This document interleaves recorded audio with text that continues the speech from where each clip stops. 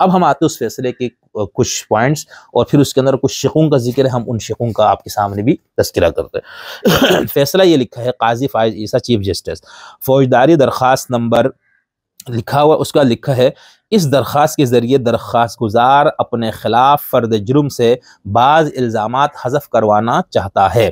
درخواست گزار کے فاضل وکیل کا کہنا ہے کہ درخواست گزار کے خلاف مورخہ 6 دسمبر 2022 کو تھانہ پولیس اسٹیشن چناب نگر ضلع چنوٹ میں درج کرائے گئے FIR نمبر 661/22 کی بنیاد پر 3 الزامات عائد کیے گئے ہیں۔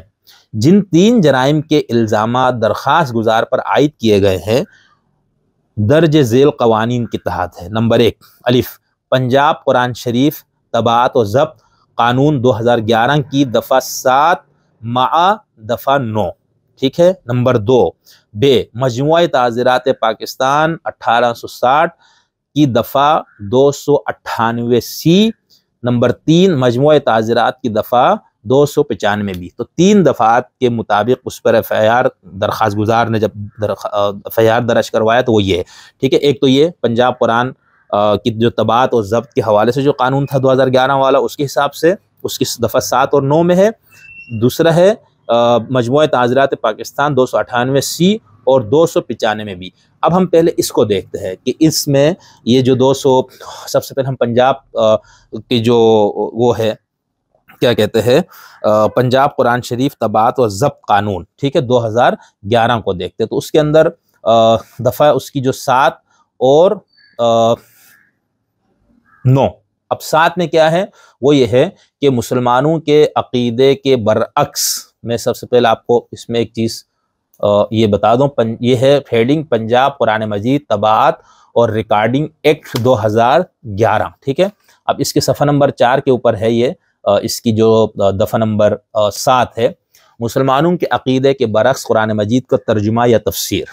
اگر قرآن مجید کی کسی نسخے یا ریکارڈ یا کسی درسی کتاب، نماز کی کتاب، مذہبی رسالے میں بس یا بصورت دیگر شائع ہونے والے اس کے کسی اقتباس میں کسی غیر مسلم کی جانب سے کسی آیت کا ترجمہ، تفسیر یا تبصرہ مسلمانوں کے عقیدے کے برعکس کیا گیا ہو تو مصنف، تابع یا ناشر یا ریکارڈ تیار کرنے والا شخص خواہ اس ایکٹ کے تحت رجسٹر شدہ ہے یا نہیں ہے، سیکشن 9 میں درج سزا کا مستوجب ہوگا، سوائے اس کے کہ تابع یا ناشر یا کمپنی یہ ثابت کر دے کہ یہ ترجمہ، تفسیر یا تبصرہ طباعت یا مشینی غلطی کی وجہ سے ہوا ہے۔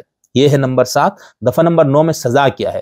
سزا نمبر 1 اس ایکٹ کی کسی دفعہ یا اس کے تحت وضع کردہ کسی قاعدے کی خلاف ورزی کرنے والا تابع، ناشر یا ریکارڈنگ کمپنی کا مالک یا کوئی شخص جس کی آواز میں ریکارڈ تیار کیا گیا ہے یا کوئی شخص جس نے سیکشن 5 کے ذیلی سیکشن 3 کے تحت قرآن مجید کے نسخے یا ریکارڈ کی تصدیق کی ہے جو کہ اس ایکٹ کے دفعات کے مطابق نہیں ہے، 3 سال تک کی قید یا کم سے کم 20,000 روپے تک کے جرمانے یا دونوں کا مستوجب ہوگا۔ نمبر 2 حکومت ذیلی سیکشن 1 کے تحت کسی جرم میں سزا یافتہ کسی ناشر یا کسی ریکارڈنگ کمپنی کے سیکشن 3 کے تحت رجسٹریشن منسوخ کر سکتی ہے۔ تو یہ تو ہو گیا پنجاب قرآن طباعت و ضبط قانون 2011، ٹھیک ہے، کی دفعہ 7 اور 9۔ اس کے اندر یعنی وہ پہلے اس قانون کو بیان کیا وہ کیا ہے اور پھر اس کی سزا بیان ہوئی۔